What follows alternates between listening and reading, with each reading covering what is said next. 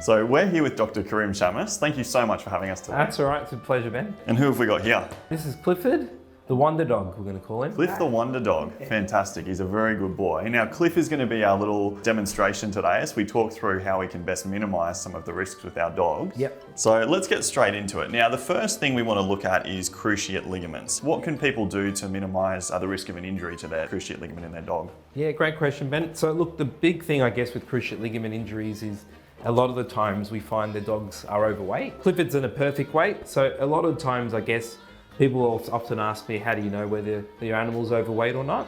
So we use something called a body condition score. Okay. You can feel his ribs quite easily, but you shouldn't be able to see them. Yep. And then when he does stand up, he's got quite a nice waistline. Those two things really are quite crucial. And a lot of the times with the cruciate ligament, if they do have an abnormal amount or increased forces on those ligaments, then they can rupture them. So that's a big way to reduce the risk of them getting that.